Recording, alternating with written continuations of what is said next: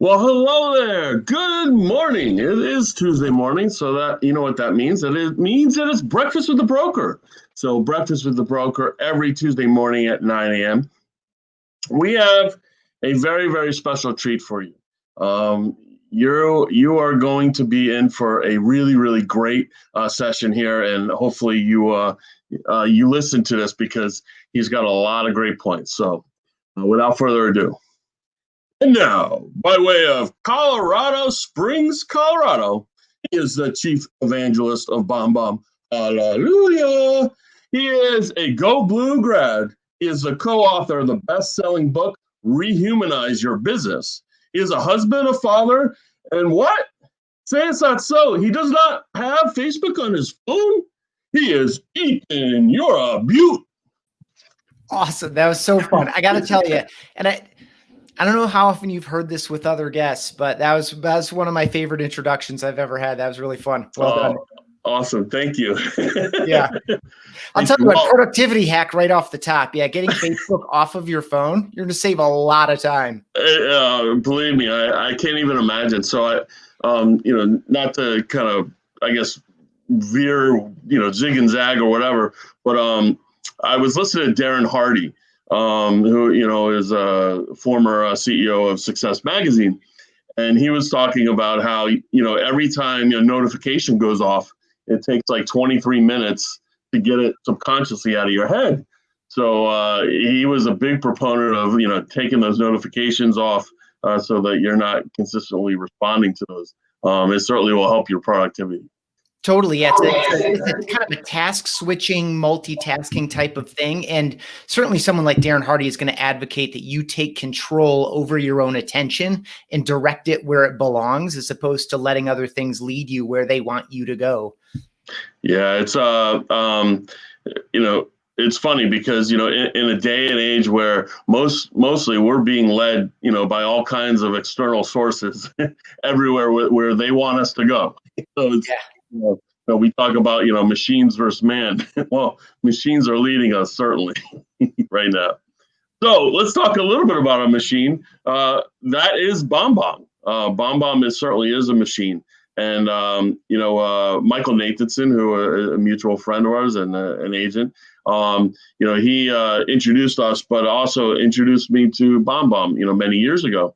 And for those that don't know what BombBomb is, BombBomb is a video email source and really just helps build your business through customer experience. And I know you are an expert in customer experience. Tell us a little bit about how an agent and or broker, or even people in different industries can increase their customer experience in this day and age. Yeah, I mean, that's a really big question. I'll start, I guess, with customer experience at a high level. So I host a podcast called the Customer Experience Podcast.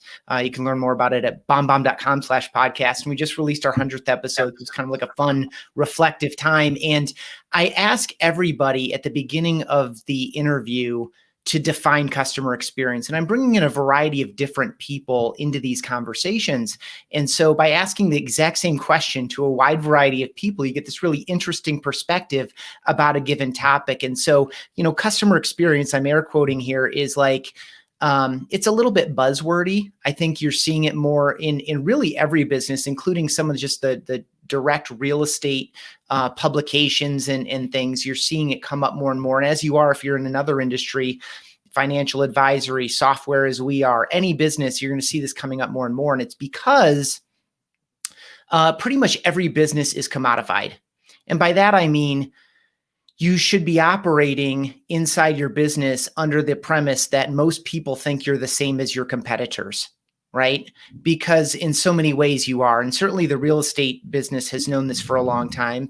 I mentioned financial advisory, insurance sales, so many different businesses in particular. Who you are is the reason people say yes, right?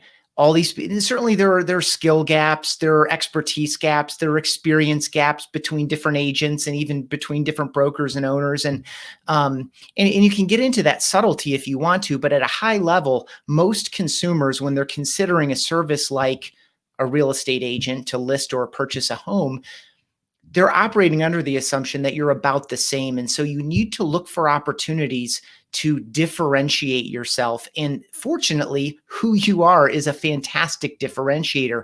How you carry yourself, how you make people feel, how you make people feel about you, how you make them feel about your logo, how you make them feel about themselves, how you make them feel about the opportunity that they have to get into a new or a different home, or to get out of a bad situation if they're owning a home and they need to get out quickly. You know, we've encountered all these different scenarios. And so we really need to think about how we make people feel. And so that's the essence. After asking, you know, dozens and dozens of people this question, that's the essence of it, is how do we make people feel? And so I'll give it back to you so you can redirect me. But when we hear experience, this is the feelings people have after they interact with us or our website or our collateral or whatever the case may be with our team members.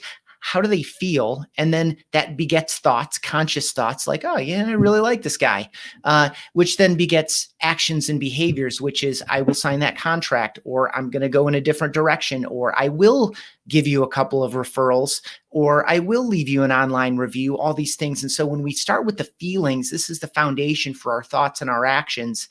And the more we can have people feel positively and feel confident and feel secure and feel supported and feel cared for, the better off we are in our businesses. Yeah, you know, I guess you really have to be open to, you know, self-reflection, and you really have to be honest with yourself, because, you know, there are people that are not going to like you, and that's okay. And I guess that's really why I got into video, is because, you know, when you're doing video, you're attracting the people that are attracted to your personality. You're attracted to those, you know, that want to do business with you, that know, like, and trust you because of the personality that you're portraying through the video. And, you know, I think that it just makes for a better real estate business. You know, we have a core belief, and you kind of really hit the nail on the head. And we have a core belief that, you know, you might not always remember what I say, but you'll always remember how I made you feel.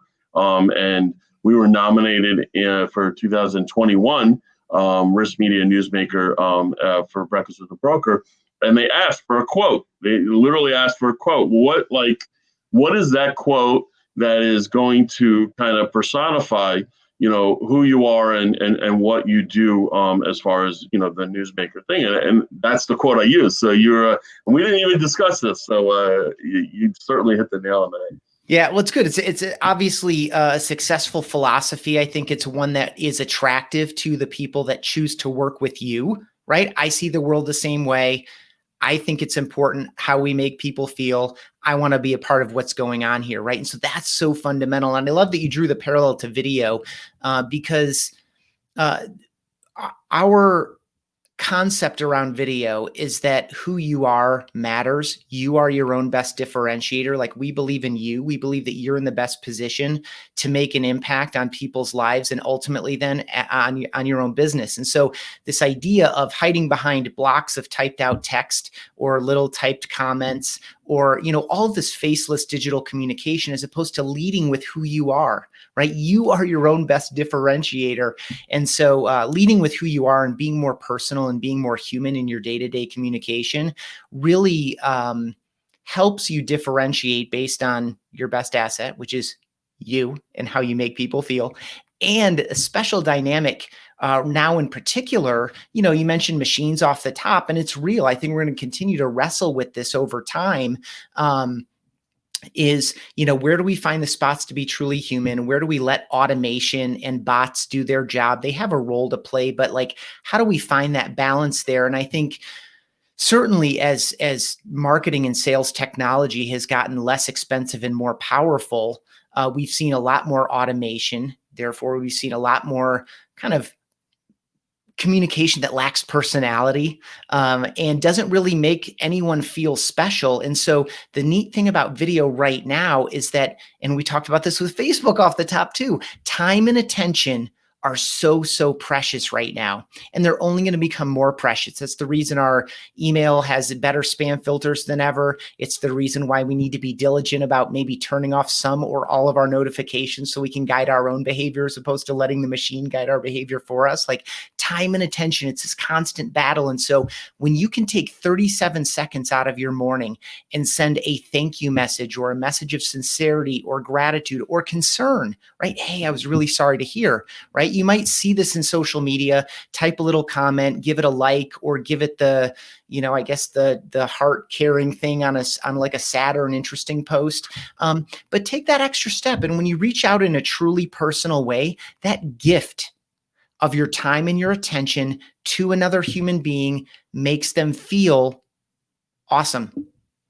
Yeah, I mean, we talk about, customer experience being, kind of a buzzword, but the real, I think, real buzzword for 2020 is engagement.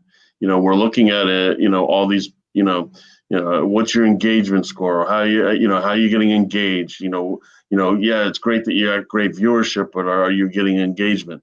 So that's really what people are after, because, then you become, I guess, quote unquote influencer or what have you. When you talk about liking something and sending, sincere messages, I mean, that's part of the customer experience, but it's also part of engagement. You're engaging those people, that may or may not know you. They may only know you through this video. And I think it's so important, going forward to, we look at the bots and we look at, we could pretty much, and as they get smarter, and I'm sure, artificial intelligence gets a little bit better and, in answering questions, which they've done, leaps and bounds over the last few years. But, you still can basically point out a bot, it's relatively easily. And if you can, so can your customers. So you need to make sure,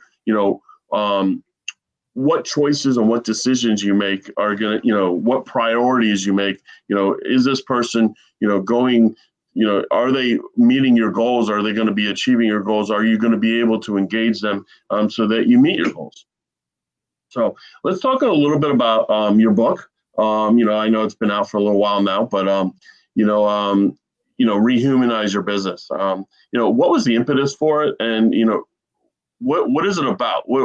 Give us a little cliff note so that Sure, we get an opportunity to hopefully our viewers to purchase it. Yeah, thank you so much for asking. Yeah, so I'll go kind of the long way around.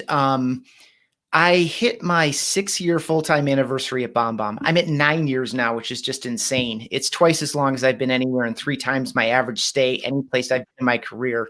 And I'm not young. And so it's like, this is like really a remarkable thing for me. And so anyway, flashback a few years, I hit my 6-year anniversary and I was just so excited and kind of proud and encouraged by the community we had built around some of these concepts you and I have already been talking about, which is, putting people first again, swinging the pendulum back away from bots and spam and automation and toward a more personal and human way to connect and communicate with the people who matter most to our success. In some cases, that's obviously customers and potential customers. In other cases, it's family members, friends, team members, strategic partners, all those people in our business ecosystem. And so, when I started with BombBomb in 2011, we had fewer than 10 employees and probably a couple hundred customers. And at that point, when I just got all excited about it, just reflective, we were maybe 80 or 100 team members and probably 30 or 40,000 customers. And, that's tremendous growth. It's patient growth. We're a bootstrapped company. We're not sitting on, tens of millions of dollars like some of the other businesses that have come into our space recently or got significant venture backing. So it was just a really cool journey, and it was done in the right way, and I was just all excited about it. So I wrote this blog post called "You Are a Pioneer." If folks aren't familiar, you can Google tech adoption curve or something. It's kind of a standardized curve popularized by a guy who wrote a book called Crossing the Chasm, Jeffrey Moore, but it actually dates back to agricultural agricultural days and technology adoption. And so, you have like innovators or the early group, and then you have the early adopters, and then you have the early majority, and then you have the late majority. And so this is how like technology penetrates, right? A while back, this idea of streaming all of your television viewing was for innovators only. And then all of a sudden it was like early adopters, and we were at, 7 or 10% of television viewers are streaming their shows. And now it's like, I feel like if we're not at the late majority, we're on the doorstep. So anyway, it's just this idea that there's this tech adoption curve, and we're still so early in this movement in general. I mean, we have now 60,000 customers. We've got more competitors, and they've got customers too. But when you think about who could benefit from reaching out with a short, simple, casual, conversational video message recorded with a webcam, it doesn't have to be fancy or anything. Really, almost anyone working in a professional capacity who wants to communicate more clearly and connect with people more effectively could benefit from this. So we were super early. So I wrote this blog post called "You Are a Pioneer." And it was just this kind of like a rah-rah thing that kind of captured the spirit of the moment for me. And then it stuck with me, and I ended up turning it into an outline. And then I started writing the book between 5 and 6 in the morning in the better part of a Saturday or a Sunday. And then talked with a friend in publishing who said, hey, is this your book? Is this a BombBomb book? Like, what is this? I was like, I don't know. I haven't even I never thought about A, how to write a full length book, and then B, how to bring it to market. And there's so many options for both paths. So I reread books written by people I knew, and then asked them if they would talk to me about their process. And several of them did. And one guy holed himself up in a room and wrote for 12 days straight, 12 hours a day, and wrote a book in 12 days. And, another guy dragged it out for a couple of years. And I talked to people who self-published and et cetera. So I realized I wanted it to be a BombBomb project because it just made sense, and it would be bigger. It would reach more people. It would have more impact. And my goal with it was not to sell a bunch of BombBomb accounts. It was just to turn people on to this idea that there's a different and better way to connect and communicate with people. There's a way that can remind you what brought you to the business in the first place. There's a way to make what you do fun again. There's a way to be yourself and win on that. And so I got Steve involved. He was super excited. And so he became co-author and was super influential in really reader advocacy, like making sure it was loaded with practical tips and, all of our best stats and insights and important research and things. And so it's gone really well. We released it last spring. It hit a bunch of bestseller lists, mostly because we pushed really hard to make sure it made an impact right away. Because when you can get that ball rolling, and that's the whole goal here, is get that ball rolling to light up again the people who knew this was an opportunity, but they kind of like maybe fell away from it. We hear that story from time to time. To take people who already have momentum and give them kind of a rallying cry or something that they can hold up and say, no, this is what it's about, and share it with other people. And it's been really good that way. I think it has enhanced the community in general. So to button this part up, I would say it is the complete what, why, who, when, and how of this movement that we call relationships through video. And we call this relationships through video to separate it from, and the line isn't really this clean, but to understand it. When you start to think lights and scripts and editing and drones and green screens and production and budgets and timelines, we put all of that into the marketing through video category, right? And you can take those videos and obviously put them into a BombBomb account and send them out. But the spirit behind this is really more the relationships through video side. I know that you have sent more than, because I looked you up in our administrative database the other day, you've sent more than 1,100 videos. And you don't get to 1,100 videos if you're writing scripts and getting your production crew and getting into the studio, and it's just too slow, right? You get to 1,100 videos because you want to reach out and say, hey, I just saw that deal go through. I want to know, I was paying attention to it the whole time. I know how complicated it was. I know you ran into some snags. I just want to tell you, great job and congratulations. Right? These simple, casual, conversational, personal messages that let people know that you care. And so that's what we're trying to do there. It's got some other, deeper how-to stuff toward the end of it, and a little bit of an eye to the future as well. So it was a fun process. It was an interesting process. It was a challenging process. It was a privilege to be able to do it. And I would say that most people who were invested in it with me along the way would say that it has fulfilled our hopes and expectations. Yeah, I mean, amazing. I mean, there was a huge, obviously, push, as you said. I want to touch on a point that you mentioned, the production crew and having to write scripts and all these different things. The whole reason why we ended up doing a Facebook Live show, so we didn't have to edit. It was off the cuff. It was, sincere and genuine, but it was also somewhat selfish because I didn't want to have to edit this, for, a couple hours on every episode so that it looked perfect. Sometimes I'm like shaking my sweat off or, I'm doing a drink or whatever it may be. And sometimes I mess up, I forget my lines, whatever. I don't have lines, but I forget, my train of thought, whatever. But, I guess that's the advice that I always try and give. And some of my mentors or influencers are Sue Pinky Benson.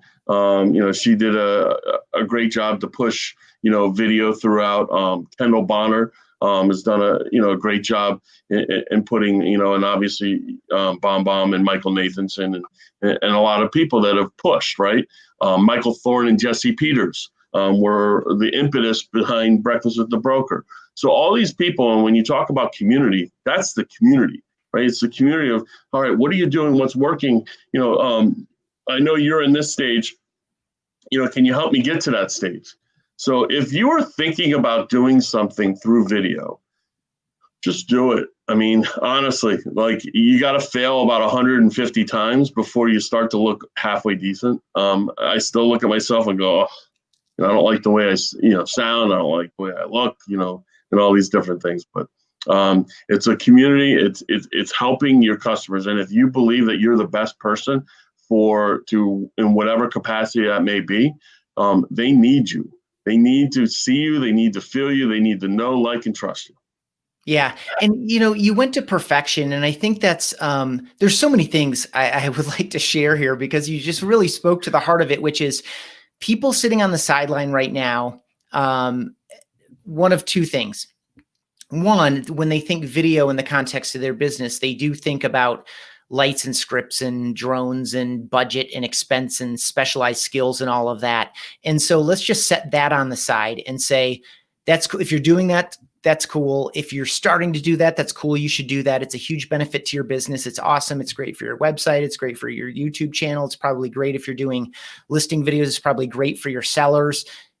Do that if you can. But if that's the reason you're not doing video now is you don't even know how to engage in it, let's set all that to the side.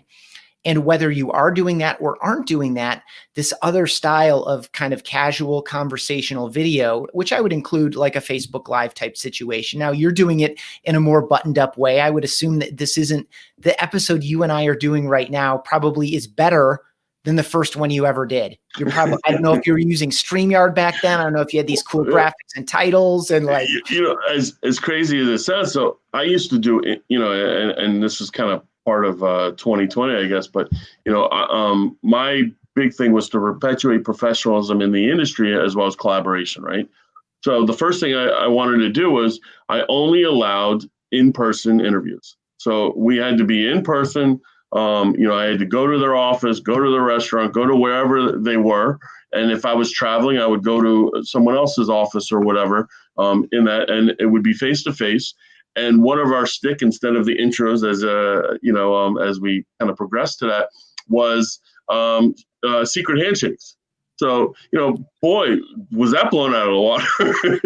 Yeah. Could you imagine doing a handshake now and being, 2 feet from each other? So, obviously COVID hit and we had to, kind of adapt to it. And we started realizing that we had a significant more reach. I was able to interview Ryan Serhant, who I would never be able to interview, under normal times, right? So, so there was a lot of things that we could do, and that's kind of pivoting and whatnot. So, I think that if you're gonna, just do video, don't think about, what you kind of it's like learn by doing, and you kind of figure it out along the way, and what you like and what works and what doesn't. I mean, I think about an agent who's been in the business successfully for 15 years, and they know a heck of a lot more and can deal with interesting things and nuances. And you're at an inspection and something comes up, and to one person, it might be something they've never seen before, but to the experienced person, they're like, I've seen something a little bit like this. Here's how we handled it. Let's approach it this way. Right. And I offer that just to say everything is an iterative process. Everything gets better as you go. I mean, as long as you're a competent person who's paying attention and you're interested in learning and growth, and, you are a little bit thoughtful and basically reflective, you don't have to spend a lot of time dwelling on your day to unpack all the things you learned. We learn along the way. But, as long as you're a basically interested, competent person who's paying attention to what's going on, which is anyone who's investing their time in a conversation like this, if you're watching this conversation, you're looking to learn and grow and pick up new ideas and insights. You fit this criteria. Everything you do, you get better. The more you do it. And so, some of the lines that I often draw as parallels are like, would you expect to be able to go watch a Warren Miller film and then shoot down a quadruple black diamond successfully?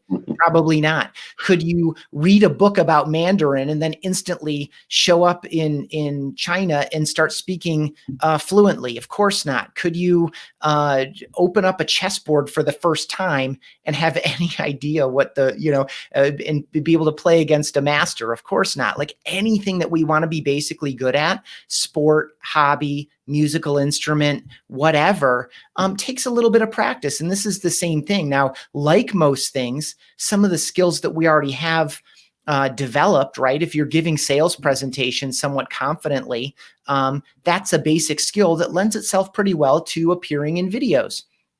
And likewise, what I would say is the farther you go down the video path, the more comfortable you get with these new skills that you're building and transferring them to other places. For example, when I started with BombBomb, I just wrapped up a dozen years in local television. Like I ran marketing teams inside like your local ABC station, Fox station, NBC station.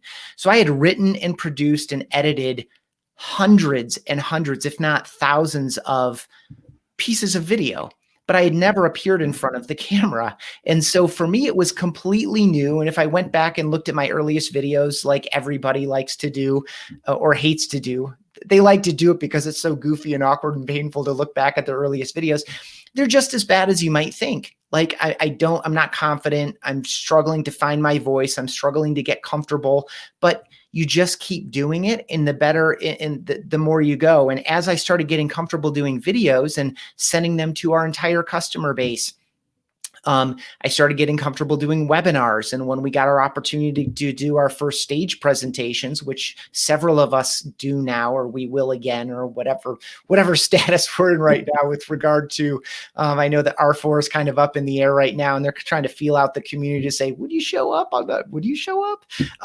And so anyway, now several of us do it, but that was much easier for me, because at the first time I did my first stage presentation, I had sent 400 or 500 or 700 videos. I don't remember the math, but this ability just to like look people in the eye, or in this case, look the camera lens in the eye, or now I'm looking at you in my screen in the eye, to be able to just look people in the eye and speak and present and share information, and to do it with a basic level of confidence, and to, I call it just generally find your voice. I think a lot of people who are looking to do, whether you're writing an email for customer onboarding or client onboarding, or whether you're writing a blog post, or whether you're outlining a video for your YouTube channel, or whatever the case may be, developing a message and publishing it, whether it's video or not, requires that you find your voice. And that's an interesting and important process too. I think, my wife and I have a teenage son that we're about to send off to college, and this idea of finding his voice, and just enough so to experiment with it and mess with it and to share it in different formats. Like, it's just such a valuable skill for your life, not just for your business. And I think this journey into video, especially in a more casual, approachable way, where your imperfections are actually what makes the video effective, where your imperfections are actually an invitation for other people to emotionally connect with you because you're just being honest and straightforward. You're not all glossed up and polished up and edited and controlled and essentially manipulated and in some ways even faked. This idea of just being honest and direct and doing it in your own voice is just such a liberating experience for people. And it's not just about getting comfortable sending videos. It transfers into your life in so many beneficial ways. No, I agree. And, thank you. I mean, boy, we got like 100 different nuggets today. And I can't thank you enough for coming on and sharing your insight. But I always ask the same question or the same two questions of our guests, our last two questions. What is your favorite streaming series if you watch Netflix or whatever? And what are you currently watching? Oh gosh, good one. I did get the return of sports was a big deal. So we watched a lot of the NBA bubble, the NFL season in general. I know that's not a streaming. I guess TV shows. It's always easy to watch again something like The Office or Parks and Rec. Those are classics, and my wife and son and I have seen all of those at least twice. For me personally, one of my favorite shows of all time, it was on HBO, 6 Feet Under, just an absolutely fantastic show. And gosh, besides that, I guess something else that all three of us like to watch together are like some of the Food Network shows, like cooking competitions. They're friendly, they're interesting, they're creative, and they do a nice job of giving them a little bit of drama. So I hope that was satisfactory. That was awesome. Ethan, thanks so much. Listen, thank you for watching Breakfast with the Broker every Tuesday at 9 a.m. Guess what? Next week is my birthday. My birthday. And for my birthday, I decided to invite Lee Brown, who's coming in to talk about a lot of authenticity that we've already talked about. But she is a world-class motivational speaker, as well as a broker owner, and runs a very successful team in North Carolina. So we're looking forward to speaking to her. If you haven't heard of Lee Brown, look her up because she's fantastic. She's awesome. She wrote a great book on authenticity, and I encourage people to pick that up. Yeah, we're actually going to be raffling off a couple of signed books as well to send to them. So thank you very much, Ethan. I'll see you next week at 9 a.m. And have a great, great week. I hope everyone is safe, and I'll speak to you guys soon. Take care, guys. Thank you. Thank you.